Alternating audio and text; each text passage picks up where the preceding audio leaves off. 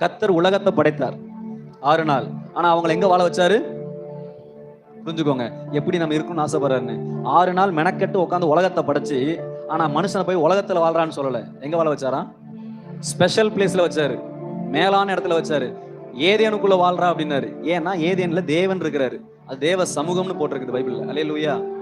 ஆனா அவங்க இலவசமாய் பெற்றுக்கொண்ட ஏதேன எத்தனை காலங்கள் வரையும் ஆளுகை செய்ய முடியும், அந்த ஆசீர்வாதத்தை அனுபவிக்க முடியும் அப்படின்னா கீழ்ப்படுகிற வரைக்கும் தான். ஜாக்கிரதை, அந்த பழத்தை சாப்பிடாதப்பா ஜாக்கிரதையாருன்னு கர்த்தர் சொன்னாரு.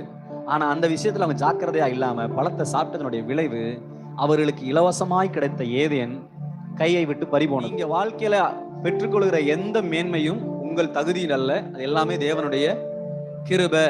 நான் இன்னைக்கு ஊழியக்காரனா இருக்கிறேன்னா அது தேவனுடைய கிருபை. நீங்க யாராவது நல்லா படிக்கிறீங்கன்னா அது தேவனுடைய கிருபை. உங்க யார் வீடு கட்டியிருக்கீங்கன்னா அது உங்க பலன் கிடையாது, தேவனுடைய கிருபை. உங்களுக்கு ஒரு நல்ல வேலை கிடைச்சிருக்குன்னா அது தேவனுடைய கிருபை. உங்களுக்கு நல்ல ஆரோக்கியம் இருக்குதுன்னா அது தேவனுடைய கிருபை. உங்களுக்கு நல்ல அப்பா அம்மா கிடைச்சிருக்காங்கன்னா தேவனுடைய கிருபை. ஆனா அந்த கிருபையை நம்ம என்ன பண்ணக்கூடாது? போக்கடிக்க கூடாது. யோனா 2:8 இருக்குன்னு நினைக்கிறேன். தங்களுக்கு உண்டான கிருபை அவர்கள் போக்கடிக்கிறார்கள். அதை பத்திய வேல்யூ தெரியல அவங்களுக்கு. இங்க பாருங்க, உங்களுக்கு மேலான திட்டங்களை வைத்திருக்கிறார். ஜாக்கிரதையா இல்லைன்னா அந்த திட்டத்தை நம்ம என்ன பண்ணிடுவோம்? இழந்து விடுவோம். இன்னைக்கு